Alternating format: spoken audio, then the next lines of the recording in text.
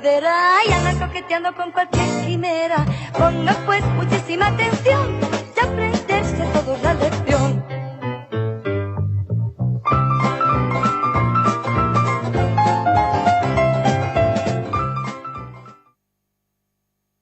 De fondo me he decorado con uno de los versículos que destaca la lección de esta semana, la lección de escuela sabática. Isaías 25:9. En ese día se dirá, este es nuestro Dios, lo hemos esperado y Él nos salvará. Este es el Señor a quien hemos esperado, nos gozaremos y nos alegraremos en su salvación. Hay un texto súper bonito que encontramos en el libro de Elena White, Primeros Escritos, que es toda una declaración de intenciones. Jesús va a venir, pero no será como su primer advenimiento un niño en Belén, no como cabalgó al entrar en Jerusalén cuando los discípulos alabaron a Dios con fuerte voz y clamaron «Hosanna», sino que vendrá en la gloria del Padre y con todo el séquito de santos ángeles para escoltarlo en su traslado a la tierra. Todo el cielo se vaciará de ángeles mientras los santos lo estén esperando, mirando hacia el cielo como lo hicieron los galileos cuando ascendió desde el monte de las Olivas. Entonces únicamente los que sean santos, los que hayan seguido plenamente al manso dechado, se sentirán arrobados de gozo y exclamarán al contemplarle, «He aquí, este es nuestro Dios, le hemos esperado y nos salvará». Dice también la hermana White, teniendo tal perspectiva delante de nosotros, tan gloriosa esperanza, semejante redención que Cristo compró para nosotros con su propia sangre, ¿callaremos? ¿No alabaremos a Dios con voz fuerte como lo hicieron los discípulos cuando Jesús cabalgó entrando en Jerusalén? ¿No es nuestra perspectiva mucho más gloriosa que la de ellos entonces? ¿Quién se atreve a prohibirnos que glorifiquemos a Dios, aún con fuerte voz, cuando tenemos tal esperanza, henchida de inmortalidad y de gloria? Hemos gustado las potestades del mundo venidero y las anhelamos en mayor medida. Esto tiene que ver con lo que estábamos comentando ahora con nuestra hermana Lorena, ¿verdad? Tenemos ya una visión del mundo cercano. Hemos gustado las potestades del mundo venidero y las anhelamos en menor medida. ¿Es ese tu sentimiento? ¿Es esa tu ilusión? ¿Es esa tu esperanza? Por cierto, te lo estoy preguntando a ti, pero también me lo estoy preguntando a mí, que me estoy viendo reflejada ahora mismo en el Zoom. Esther, ¿vives precisamente esa realidad? ¿Vives esa ilusión? Pues de esto vamos a hablar hoy en nuestra lección de escuela sabática. Vamos con la escuela sabática Like y lo comentamos. ¿Han esperado alguna vez con mucha emoción la llegada de alguien especial? Sí, el nacimiento de mi hermanito. ¿Y cómo lo recibiste? Con un regalo de bienvenida. Muy bien. ¿Y ya grandes? La visita de mis abuelas. ¿Y cómo las recibieron? Pusimos la casa muy bonita y un cartel de bienvenida. Ok. La preparación para recibir a alguien especial siempre es una experiencia motivante. Compramos regalos, cocinamos algo especial, ponemos la casa bonita y hasta nos ponemos bonitos nosotros. Queremos que ese encuentro sea algo memorable. En la Biblia, uno de los temas principales, tanto en el Antiguo como en el Nuevo Testamento, es el regreso de nuestro Señor Jesús. Un erudito ha calculado que hay 1845 referencias a la segunda venida de Cristo en el Antiguo Testamento, y en el Nuevo Testamento, que tiene un total de 260 capítulos, hay 318 referencias al regreso de Jesús. Uno de cada 25 versículos lo menciona. Ciertamente, la llegada de Jesús por segunda vez a nuestro mundo debe ser una experiencia mucho más motivante que el nacimiento de un hermanito o la visita de unas amorosas y maravillosas abuelas. Lección 7. Motivados por la esperanza. En las últimas décadas, las llamadas películas apocalípticas o del fin del mundo han generado millones de dólares en ganancias. Es curioso tratar de entender por qué a la gente le llama tanto la atención ver a través de una pantalla cómo el mundo acaba producto de una guerra nuclear, una pandemia, el cambio climático, zombies o hasta alienígenas invasores. Pero los que creemos en la Biblia sabemos que aunque algunas de estas cosas son realmente una amenaza para la humanidad, exceptuando los alienígenas y los zombies, por supuesto, el mundo que conocemos hoy no terminará con ninguna catástrofe, sino con el evento más maravilloso de la historia humana, la segunda venida de Cristo. Y no No se lo inventó la iglesia, ni es producto de la imaginación de ningún pastor. La Biblia lo anuncia claramente y Jesús lo prometió sin ambigüedades. No se turbe vuestro corazón. ¿Creéis en Dios? Creed también en mí. Vendré otra vez y os llevaré conmigo para que donde yo esté, vosotros también estéis. ¿Lo notan? Jesús lo presentó como una buena noticia, no como una catástrofe como lo hacen esas películas. El regreso de Jesús debemos aguardarlo con esperanza. Por eso la pregunta de esta semana es, ¿cómo han esperado otros y cómo debemos esperar nosotros el regreso de Jesús? En primer lugar, la esperanza de los discípulos. ¿Recuerdan cuándo fue la última conversación de Jesús con los discípulos? El día de la Ascensión. Cuando les prometió que recibirían poder cuando viniera el Espíritu Santo. Exacto. Habiendo dicho esto, mientras ellos lo miraban, fue llevado a las alturas hasta que una nube lo ocultó de su vista. Ellos se quedaron mirando fijamente al cielo mientras él se alejaba. De repente, se les acercaron dos hombres vestidos de blanco que les dijeron: Varones Galileos, ¿por qué estáis mirando al cielo? Este mismo Jesús que ha sido tomado de vosotros al cielo, así vendrá, como le habéis visto, ir al cielo. ¿Lo notan? Fue una promesa clara y sin ambigüedades, formulada por dos ángeles enviados por el Dios del cielo. Por eso los discípulos, que ya habían escuchado la promesa de labios del mismo Jesús, anhelaban su regreso y predicaban su regreso motivados y con esperanza. Pablo, el apóstol de los gentiles, se refiere a la segunda venida como la esperanza bienaventurada. ¿Y cómo no llamarle así? Si la segunda venida de Cristo es el preámbulo a una nueva vida donde no habrá más muerte, ni llanto, ni clamor, ni dolor, porque las primeras cosas pasaron. Por eso Juan, el último de los apóstoles, quien tuvo el privilegio de escribir el epílogo de la Biblia, concluye con la expresión: Amén, sí, ven Señor Jesús. En segundo lugar, la esperanza de los mileritas.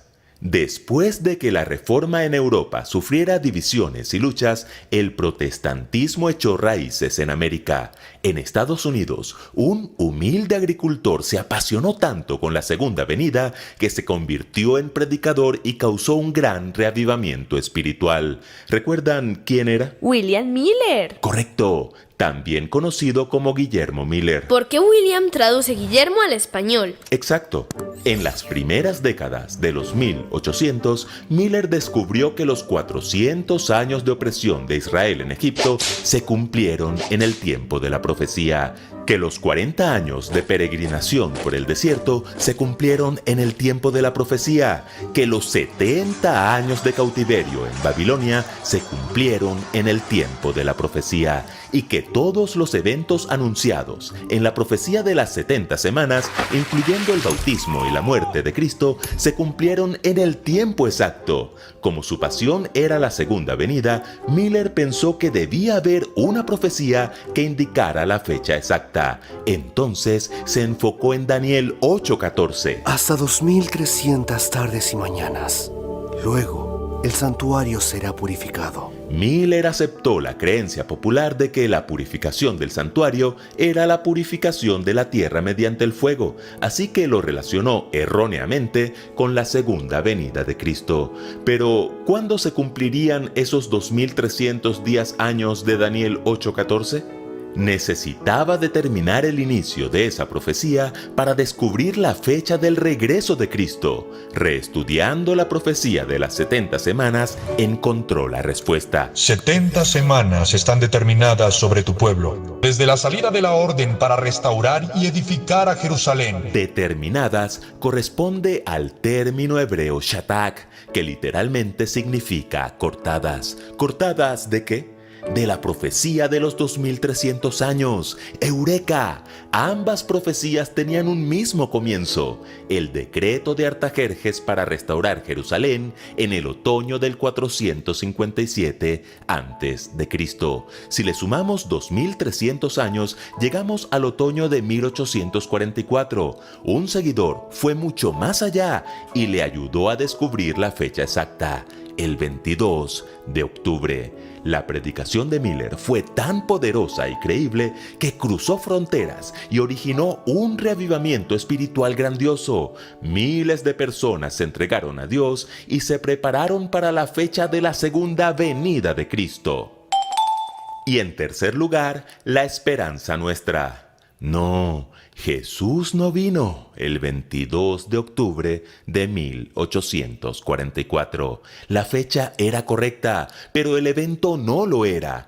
La purificación del santuario de Daniel 8:14 señalaba el inicio del juicio en el cielo, no la segunda venida de Cristo. Jesús fue enfático al afirmar que ningún ser humano sabe el día y la hora, que no nos toca a nosotros saber los tiempos o las épocas que el Padre puso en su sola potestad, y que es nuestro deber estar preparados, porque el Hijo del Hombre vendrá cuando menos lo esperen. Pero la frustración de los milleritas, conocida como el Gran Chasco, nos deja cosas positivas. ¿Podemos pensar en algunas de ellas? Que cuando nos preparamos para el regreso de Cristo, experimentamos un reavivamiento. Y aunque no sepamos la fecha, por las señales sabemos que está cerca. Puede que William Miller se haya equivocado al poner fecha al regreso de Cristo, pero Cristo nunca falla. Él dijo que volvería y volverá. Eso sí, Miller nos enseñó a vivir apasionados por la segunda venida, a mostrarnos cómo reacciona el mundo cuando cree que Cristo viene en sus días. ¿Y si viniera en nuestros días? ¿Y si tú y yo hacemos parte de ese grupo privilegiado que verá a Cristo volver en las nubes del cielo? ¿Estamos listos para recibirlo o llevamos un cristianismo de fachada? Recordemos que lo que se avecina no es el nacimiento de un hermanito ni la visita de unas abuelitas. Lo que se avecina es el regreso del Rey. Debemos prepararnos para decir con los redimidos: este es nuestro Dios, lo hemos esperado y Él nos salvará. Efectivamente, y la pregunta es, ¿podemos actualizar esto? Estamos evidentemente partiendo desde la perspectiva teórica, profética, de lo que ya sabemos, la perspectiva histórica, pero ¿y ahora? La lección nos decía que, la segunda venida de Cristo ha llenado de alegría el corazón de los creyentes a lo largo de los siglos. Y yo me preguntaría esto, ¿y cómo estamos de contentos, de alegres, de ilusionados, siguiendo con la línea que íbamos marcando, ¿verdad? Desde nuestro primer pensamiento en esta mañana. ¿Cómo hacer real esto? Es que la lección se titula Motivados por la esperanza. Y según el diccionario, motivar, por una parte es estimular a alguien o despertar su interés, y por otra también, tiene más acepciones, influir en el ánimo de alguien para que proceda de un determinado modo. Eso quiere decir que si realmente estamos motivados por la esperanza, tendremos, como antes nos decía Lorena, que vivir en la esperanza, que vivir esa esperanza y dejar que esa esperanza nos transforme. ¿Es esa nuestra realidad? Con vuestro permiso, aprovechando además el plantel de invitados que tenemos en esta mañana, quizás vamos a dejar a un lado, lo ha explicado bastante bien, la Escuela Sabática Like, el aspecto profético, y aquel que quiera investigar un poquito más en todas estas profecías, le invitamos a que lo haga, que se acerque a Daniel, que se acerque a Apocalipsis. ¿Y qué os parece si planteamos el aspecto práctico de esto? ¿Cómo vivir la esperanza? ¿Cómo traducir la esperanza? ¿Cómo responder a la pregunta? ¿Y tú qué estás esperando? Se une a nosotros también Casildo en esta mañana, que nos va a acompañar ahora en la Escuela de Biblia. Bienvenido, Casildo, muy buenos días. Gracias, buenos días. Vale. ¿Qué tal, caballero? Acércate más al micrófono, por favor, o ponlo más directo para vale. Esto es. Y aprovechando que acabas de llegar, pues adelante, ya te planteo la primera pregunta. Vaya. Oye, Sí. ¿y qué hacer para efectivamente vivir esa esperanza? ¿Cómo se traduce eso de vivir motivados por la esperanza? Bueno, y lo primero que habría que ver, la esperanza en qué y de qué. ¿Esperanza en qué? Esperando, esa es la primera pregunta. Sí, un agricultor, ¿por qué trabaja? Tiene esperanza porque ya vislumbra la cosecha. Y pensando en la cosecha, trabaja. Y eso le motiva, la cosecha. Un deportista, yo de joven practiqué mucho deporte. Ahora el deporte que más practico es fregar platos en casa y barrer y cosas de estas, ¿no? Pero practiqué mucho deporte. ¿Y qué motiva al deportista? vislumbra la victoria, ¿no? Quiere hacer un buen partido, entrenarse, disfrutar, ¿no? Y después ve compensado que valió la pena el sacrificio, ¿no? Un militar igual, un estudiante que vislumbra al estudiar, porque uno podría decir, oye, cuánto trabajar, cuánto esforzarse, necesita vislumbrar lo que va a conseguir, ¿no? Que va a poder desarrollar un trabajo, que va a poder enseñar, que va a poder ganarse la vida siendo una bendición allá donde esté. Y la esperanza del cristiano tiene que aprenderse de memoria los últimos capítulos de Apocalipsis. Para mí es fundamental, porque ¿qué nos espera? Dice, vi un cielo nuevo y una tierra nueva. Juan ya la ha visto, ya está hecha. Y ¿cómo habéis dicho que se llama la hermana? Lorena. Bueno, es que no me acordaba de tu nombre. Un saludo. Además es que viví en México y me caen muy bien los mexicanos por el tiempo que viví allí. ¡Viva México! Bueno, deberíamos aprendernos esos capítulos, ¿no? Yo vi la santa ciudad. Ya está hecha. Solo falta ya, yo siempre digo, no, es que ya está hecha. La hipoteca está pagada. Las llaves ya las tiene Cristo y cuando venga nos va a dar la vida eterna. Y esa es la esperanza que tenemos, ¿no? El versículo de memoria de hoy dice, en ese día se dirá, este es nuestro Dios, lo hemos esperado y Él nos salvará. Este es el Señor a quien hemos esperado, nos gozaremos y nos alegraremos en su salvación. Solo por ese día vale la pena salvarse. Solo por ese día, aunque no hubiese nada más después, ¿verdad? Por decir, porque un futbolista se esfuerza por ese día, por ese rato de la victoria. Ya siente compensado todo su esfuerzo. Pues para nosotros solo ese día ya es suficiente para revalidar nuestra esperanza todos los días y estar con Jesús. Y sin contar todo lo que viene detrás, que ya es el no va más, por la eternidad, ¿no? Viendo a todos nuestros seres queridos, y es algo, lo que Dios nos ofrece es algo fantástico, es maravilloso. Yo si me permites, a ver, cuando nos... Puedes tener el micrófono abierto e intervenir cuando consideres, ¿de acuerdo? La idea ahora es que te hagamos... Sí, gracias. Bueno, sí, cuando nos planteamos objetivos en la vida, que todos los necesitamos, necesitamos esa esperanza, esos objetivos, un motivo para vivir, para luchar, para levantarte cada mañana. Bien, a veces nos ponemos objetivos como muy, muy grandes, muy loables, muy fantásticos, ¿no? Pero Casildo ha puesto el ejemplo del estudiante, él se puede visualizar como un profesional y aquel objetivo está como muy lejano y es grande y puede estar matriculándose de primer curso y decir, ¡buah! Yo no sé si lo voy a conseguir. En estos casos lo que siempre se recomienda es fraccionar, dividir ese gran objetivo en pequeños objetivos. Tu siguiente objetivo va a ser hacer la gestión de la matrícula, el siguiente objetivo es asistir a clase. Te vas poniendo pequeños objetivos, luego ir aprobando los primeros exámenes, hacer los primeros trabajos. Y así, igual, a veces los cristianos, creo, erramos, no sé qué pensáis los demás, porque pensamos en la segunda venida, como algo que acontecerá no sabemos cuándo, pero tanta gente Pablo ya llevaba esperándola y no pasó. Yo me voy a morir y no va a pasar. Llegamos a esa conclusión, no lo sabemos, pero llegamos a esa conclusión y a esa desesperanza, en cierto modo. Y es que el reino de los cielos se ha acercado ya. O sea, y ahí muy importante lo que decía Lorena de estar conectados. Me ha encantado esa expresión, estar conectados con Dios cada día. Entonces mi objetivo no puede ser, sin perder el lejano, el grandioso, que es el que comenta Casildo, ¿no? De ver cara a cara a nuestro Señor, allí todos transformados, que va a ser espectacular, y es que no me lo puedo ni imaginar. Cada día yo tengo mis objetivos para ese día. ¡Ay, Señor! ¡Qué buen día ha pasado hoy! ¡Qué bueno! Me había planteado realizar esta tarea ardua, difícil para mí, y lo he conseguido con tu ayuda. O qué bien, qué conversación tan bonita he tenido con mi hijo, con mi hija. O qué paseo tan maravilloso. O sea, pequeños objetivos, desde que te levantas, ¿qué me espera este día? Que de mi parte ¿Qué voy a hacer yo? ¿Qué pongo yo? ¿Qué me propongo? ¿Y con qué me va a sorprender el Señor? Yo pienso que esa es la forma o una de las formas como podemos vivir motivados por la esperanza. No verlo algo tan lejano, sino algo que vivimos cada día con nuestras pequeñitas metas, realizables, alcanzables, que luego al final del día tienen la satisfacción de vale, pues sí, pues no es tan de locos esto, pues sí que llega, porque el Señor hace milagros en nuestras vidas. Un día a la vez es lo que tú vienes a decir, que es lo que dijo Cristo, cada día su propio afán.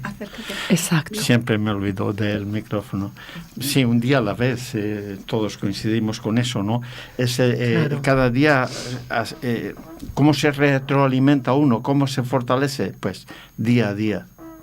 Día a día hacer lo que tienes que hacer, lo que debes hacer, aprovechando las oportunidades para leer, para orar, porque es una oportunidad que se nos da de hablar con Dios, ¿no? Y aprovecharlas y también pues de compartir, porque es que al compartir también nos fortalecemos nosotros mismos, ¿no? Y es que es enseñando como realmente aprendemos, ¿no?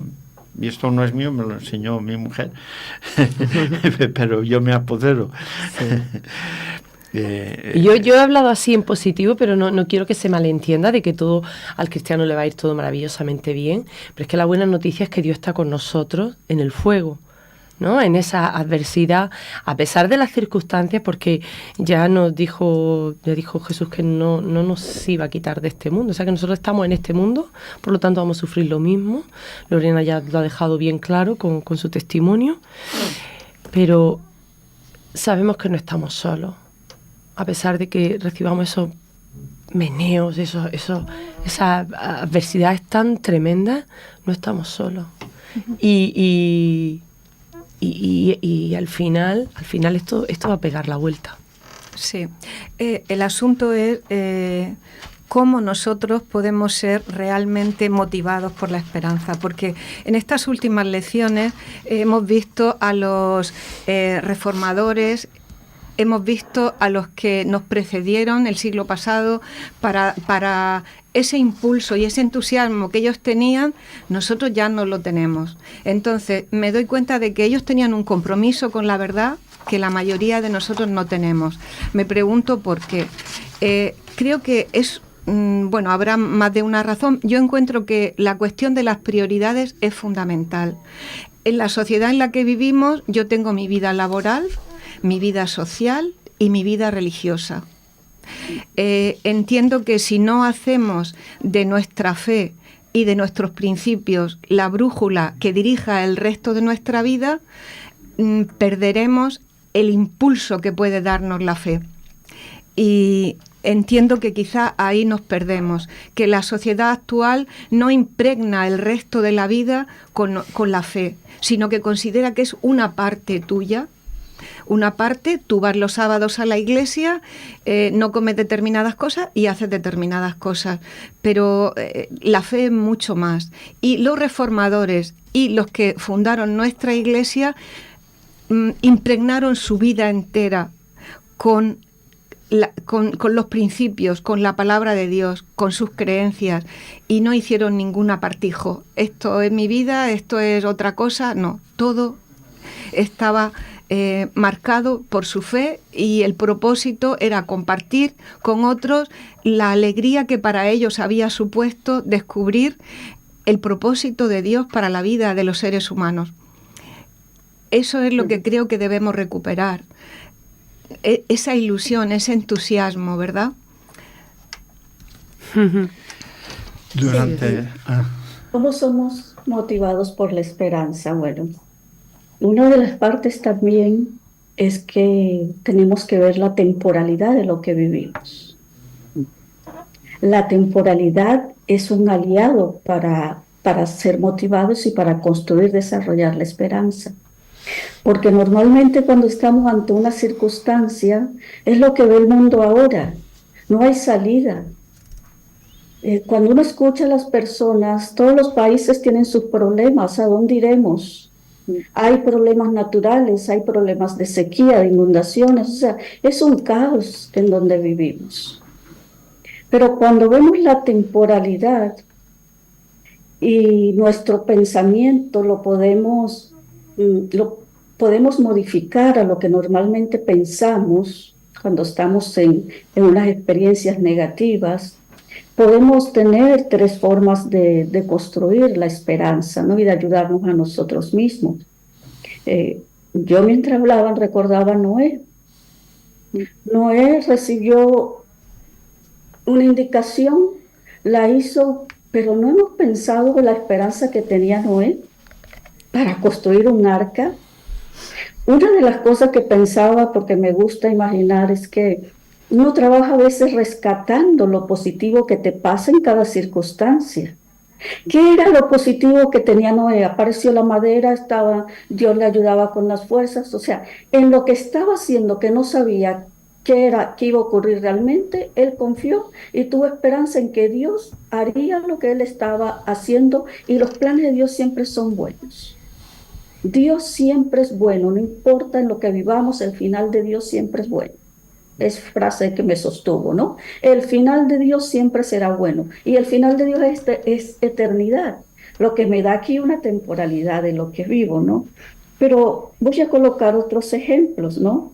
Nosotros normalmente tratamos y vemos el problema cuando estamos ante una situación o ante un mundo. La gente normalmente piensa que el problema es interminable, que nunca va a acabar. Y como ejemplo lo vemos cuando David se enfrentaba a Goliat. ¿Sí? Imaginemos, Goliat tenía 40 días, amenazando, desafiando, no hay quien se le enfrente, el ejército está temeroso, allí escondido.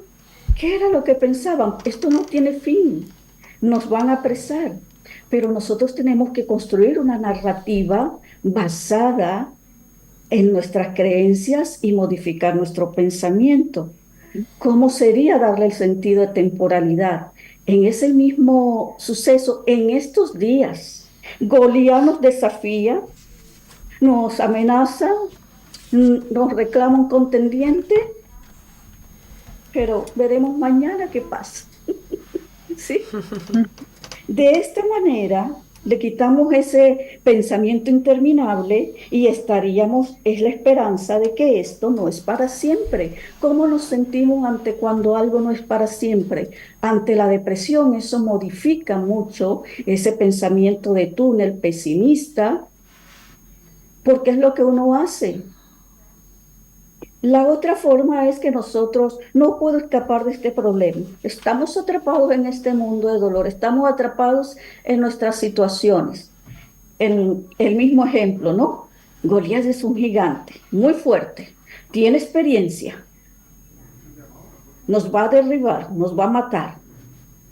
Goliat nos matará a todos porque no tenemos salida. La reconstrucción de nuestro pensamiento será: ahora Goliat, le damos igual el sentido de temporalidad. Ahora Goliat parece invencible, pero nosotros podemos encontrar otras estrategias, y de hecho se vieron las otras estrategias según el plan de Dios. Ese ahora abre posibilidades y es una esperanza en que hay alternativas. El otro formato que manejamos normalmente en el pensamiento es: esto que estoy viviendo no lo puedo aguantar, es insoportable. Esto que vivo es insoportable. Dirían los que estaban allí con Goliat, ¿no? Frente a Goliat. Esto es imposible que aguantemos más tiempo, con el miedo, con el terror. Mejor huyamos y rindámonos. Sería lo que haríamos. Pero entonces diríamos en la narrativa más esperanzadora: esta no es la peor batalla que hemos enfrentado. En el pasado hemos salido también, con la ayuda de Dios, de otras batallas. Y esto le llamaríamos la esperanza en las fortalezas. Porque tenemos que construir desde nuestra mente esa esperanza real. Y no se construye así de la nada, es un desarrollo. Fíjate que me invitabas a pensar en la típica frase esta de: habría que disfrutar del viaje, ¿verdad? Aquellos a los que nos gusta viajar, solemos disfrutar del proceso, incluso de preparación del viaje, ¿no? Bueno, salvo hacer la maleta, que suele ser un proceso bastante incómodo, pero salvo eso, salvo el equipaje, que debería haber una máquina de hacer equipajes automáticos, el resto, la verdad es que puedes disfrutar desde el momento en el que te compras la guía de viaje o visualizas, ¿no? A dónde vas a ir. El proceso de todo el desarrollo del viaje y hasta la vuelta del viaje, y años después sigues disfrutando, ¿no? De lo que has viajado. Nos hemos perdido parte del disfrute del viaje. A mí me llamaba la atención, efectivamente, pues el planteamiento de, ¿es verdad esto de que la venida de Cristo, la esperanza bienaventurada de la que disfrutamos, ha llenado y llena de alegría nuestros corazones? Llenaba de alegría el corazón de Guillermo Miller, llenaba de alegría el corazón de la gente que estaba a su alrededor, de todos aquellos, ¿verdad?, precursores de la esperanza que tenemos. Y ellos vivían una vida de gozo, de plenitud, lo dejaban todo y esperaban activamente. Claro, querría preguntaros en ese sentido, ¿qué sería una espera activa? ¿Cómo esperar? A lo mejor tenemos que preguntarnos cuáles son nuestros motivos para esperar, porque hablamos de motivación y la motivación incluye el motivo por el que espero. Tenemos claro lo que esperamos, creo. Tenemos una idea de que esperamos trascender de esto y que tenemos claro que esto es temporal, que la historia se acaba y que va a terminar, como nos decía antes Casildo, bien no, muy bien, francamente bien. Bueno, entonces, ¿qué nos pasa? ¿Qué hemos perdido por el camino? ¿Por qué estamos tan atristados? ¿Y qué nos ocurre? ¿Por qué? ¿Y cómo convertir esta espera así tan desganada en una espera activa? Es que me temo que es nuestra asignatura pendiente, la mía, también. Es decir, ¿qué nos falta? ¿Cómo poder recuperar esa ilusión y oye, que estoy en una espera activa? ¿Qué se os ocurre? Bueno, yo entiendo que la vida es un viaje. Es un viaje. Si te salvas, has llegado a tu destino. Si no te salvas, has viajado, pero te has quedado en el camino. Para mí es eso, ¿no?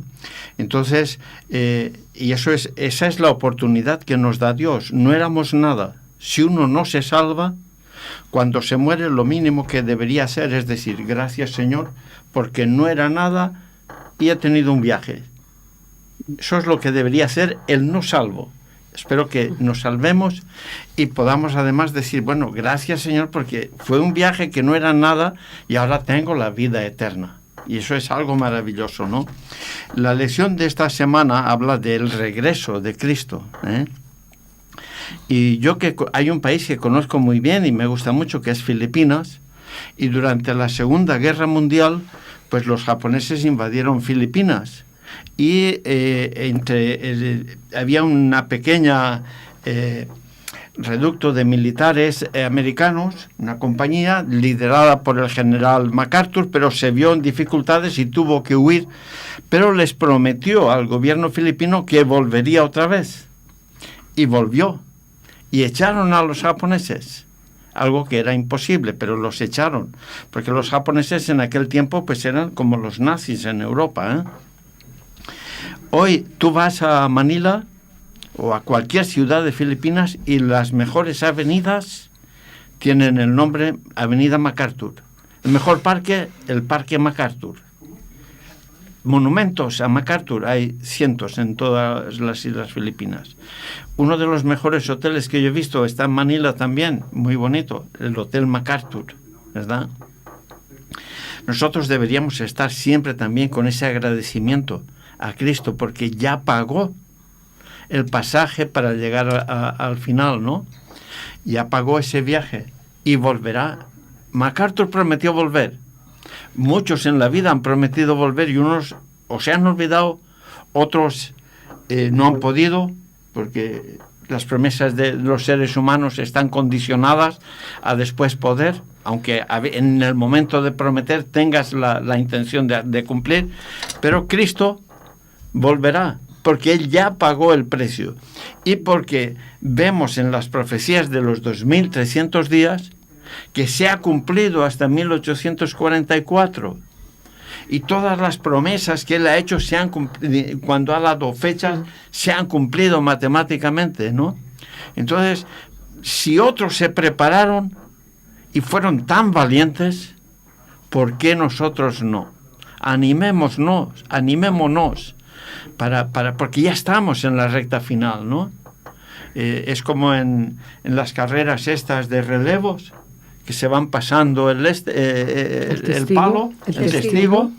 Bueno, pues nosotros tenemos ya el último testigo. Los que corrieron con anterioridad lo dieron todo. Ahora es nuestro turno, ¿no? Y debemos mirar atrás por ellos y adelante porque ya la carrera está en el último tramo, ¿no? Y eso es algo extraordinario, ¿no? Que debe motivarnos todos los días. Reflexionar por qué estamos aquí, qué nos espera y cuál puede ser nuestro futuro. Y curiosamente yo suelo decir que el final lo elegimos nosotros. El salvarse o no salvarse, porque el precio está pagado. Y todo lo que haga falta para nuestra salvación, Dios lo hará. Depende de uno decir, bueno, permanecer en la fe, creer en el Señor hasta el final y será salvo. Y eso esa es la realidad nuestra ahora y en lo que debemos meditar y consagrarnos y fortalecernos unos a otros, ¿no? Una de las cosas que más nos van a fortalecer en este tiempo es trabajar en equipo. Y eso significa la unidad. Yo de joven jugaba al fútbol con un equipo local y había cierta desunión. No podíamos ganar al fútbol así. Pero se consiguió esa unidad y empezamos a ganar algún partido. Y en la iglesia ocurre igual. Necesitamos la unidad. Porque la unidad hace que nos guste más venir a la iglesia. Si no hay unidad, uno puede decir, bueno, pues yo lo veo desde mi casa. Pero el plan de Dios es que nos fortalezcamos también en la unidad unos a otros. Yo sé que a veces ha habido épocas donde, pues ya sea en la Edad Media o por otras circunstancias de guerra, etcétera, algunos han tenido que estar solos. El Espíritu Santo los ha fortalecido. Pero no debemos estar solos en la fe por elección propia, porque el plan de Dios es que nos unamos, nos fortalezcamos unos a otros, veamos cosas que otro ha visto en la palabra de Dios y nosotros no, etcétera, etcétera, ¿no? Claro, pero es verdad que tenemos que animarnos y alentarnos unos a otros, ¿verdad? Sí. Con estas palabras, como también nos invita a hacer el apóstol. Compañeras, ¿cómo motivarnos y cómo efectivamente explicarles a los demás los motivos que tenemos para la espera? ¿Y cómo convertir esa espera en una espera activa? ¿Qué se os ocurre?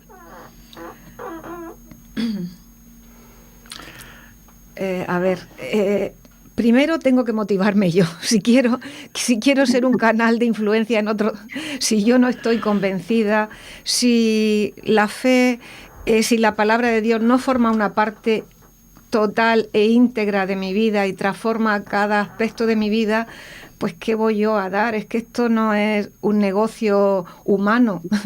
Entonces, lo primero es que yo haya sido transformada por la verdad. Me gusta mucho que la Iglesia Adventista incluyera hace unos años la 28 creencias de crecimiento en Cristo. Me parece fundamental, porque a veces yo he tardado en entender, ¿no?, que veo a mi alrededor personas en la Iglesia que viven de lo que un día creyeron, de lo que un día se les enseñó, pero no han progresado, no han crecido, y la fe tiene que estar creciendo cada día, porque lo que no crece, decrece, se estanca y puede llegar a morir incluso. Entonces pienso que deberíamos de ser consecuentes en el sentido de, como ha dicho Casildo, hablar, compartir, estudiar, crear grupos entre nosotros. Aquí en la iglesia ya se está haciendo algún grupo que durante la semana se reúne y habla de algún tema para debatir. Todas estas cosas creo que mantienen nuestra fe y nos ayudan a crecer. Sí, precisamente esta semana veíamos la semana de oración que llevó el pastor Bullón y hablaba justamente de eso. La iglesia no es un negocio nuestro, no es algo que se nos ha ocurrido a nosotros. La iglesia es el cuerpo de Cristo, ha sido establecida por Cristo, por lo tanto no podemos despreciar la iglesia. Aunque a veces haya hermanos que no me caen tan bien, con los que no me llevo tan bien, que no los entiendo, que no me entienden, que no sé qué. Pero es que la iglesia de Cristo, no estoy hablando de este edificio, de nada.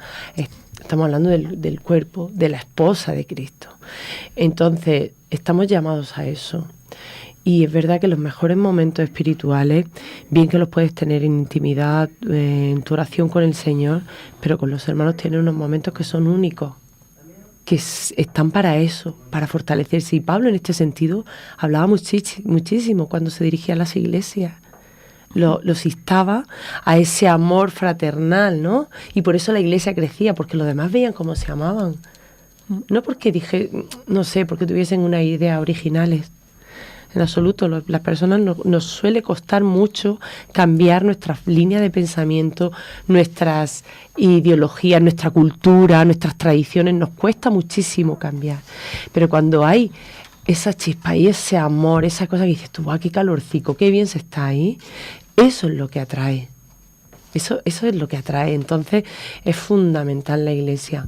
Y el tiempo que invirtamos en la iglesia no es de balde, ni es, he perdido tiempo esta semana trabajando por la iglesia, preparando no sé qué, preparando una comisión, no sé cuánto, con todo lo que tengo que hacer yo en mi trabajo. Pero es que esto es tu vida con Cristo junto con tus hermanos, con los que luego estarás allá. Fíjate, tenemos 5 minutos y querría que pudiéramos contar con la hermana Lorena para concluir también esto. Estaba justo leyendo ahora mismo mientras hablaba Lola aquello de que todo el cielo se interesa por nuestra salvación. Nos interesaremos nosotros por nuestra salvación, lo decía la hermana White. Y también decía en Profetas y Reyes que las muchas profecías concernientes al advenimiento del Salvador inducían a los hebreos a vivir en una actitud de constante expectación. Nosotros que sabemos el final de la historia, que sabemos que termina bien, que estudiamos abundantemente, ¿verdad?, sobre las promesas cumplidas y que decimos creer en las promesas, ¿qué hacemos que no estamos en constante expectación? ¿De qué manera podemos renovar esa ilusión, esa expectación de los mileritas y de todos aquellos, ¿verdad?, reformadores que efectivamente empezaron a vivir una vida de expectación y de ilusión? Estaban entusiasmados, era gente que entusiasmaba a la gente que estaba a su alrededor. Querida hermana Lorena Peñaloz, antes de darte pues ya fin y despedirte ya para que sigas con tus tareas y descanses un poquito y nosotros nos vayamos también a nuestro sermón, ¿de qué manera crees, desde tu perspectiva también como psicóloga clínica, que podemos también invitar a nuestras mentes a buscar esa actitud y esa forma de vivir? Como decía María Dolores, pues empezando por nosotros mismos, tenemos una motivación. Yo me preguntaba ahorita, ¿cuál es mi motivación? Y todos pueden tener una motivación, una corona, la tierra nueva, esto.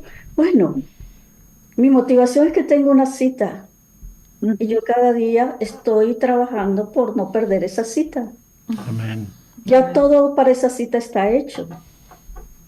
Y cuando uno llega a esa madurez, yo pienso que escuchaba a Lola, mi esposo y yo hemos llegado, bueno, casi nunca, yo fui católica, entré al Evangelio a los 22, 23 años, después mi esposo decidió estudiar teología, él es pastor, y no he visto nunca la vida cristiana como una carga, pero después de reconvertirme por mi propia experiencia, hay una motivación, hay un gozo, hay una expectación, hay una pasión, porque si nosotros, la pasión es lo que te conecta con la vida, cuando tú lo haces, cuando tú lo dices, cuando tú lo actúas, cuando tú lo expresas, tú misma te sientes apasionada y conectas a los otros con esa pasión, ¿no? Y creo que motivados ¿por qué? ¿Motivados para qué? ¿Motivados en qué sentido? ¿Cómo puedo entonces, si yo no conozco todo eso de mí, motivar a otros? Creo que tenemos que ver realmente nuestras propias motivaciones de ser cristianos, de ser seguidores de Jesús. Nos ofrece todo lo bueno, todo lo han dicho. Tenemos todo gratuito, ¿sí? Nos dio la promesa en el Génesis y se cumplió. Juan 3:16 dice, ¿no? Que vino. Dios nos ha amado tanto que dio a su Hijo unigénito. Y ese mismo Hijo nos ha asegurado la salvación. Cuando uno piensa, yo a veces en mi propio trabajo, cuando uno ve tantas situaciones. Ayer mismo yo tuve una persona de 30 años que tiene una situación que afecta su vida física.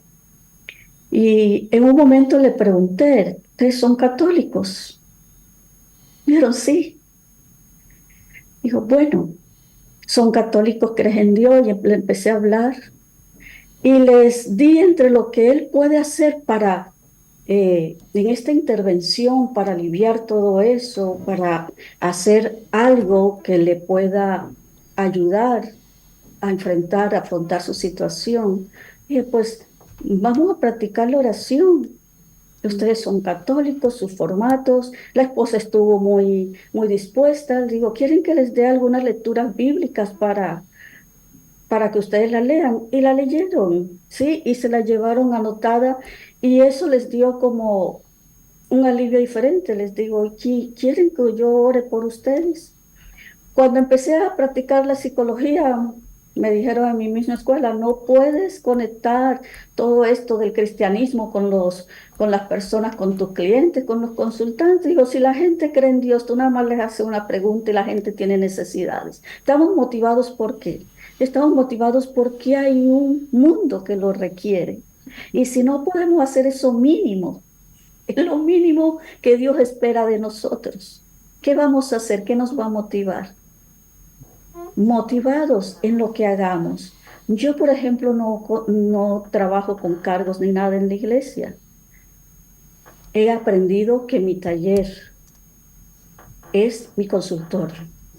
Y lo otro que hago en mis salidas o en mis actividades ya de conferencias, de charlas, de cuestiones ya directamente a las iglesias. A cada uno Dios nos da la forma de inspirarnos para alentar y motivar a otros, pero tenemos que estar motivados. Y si no bebemos de la fuente para motivarnos, ¿qué nos puede motivar? Pero creo que hay demasiada necesidad. Dios espera muchísimo porque tenemos muchos dones y si no lo hacemos, nos estamos perdiendo eso maravilloso del camino.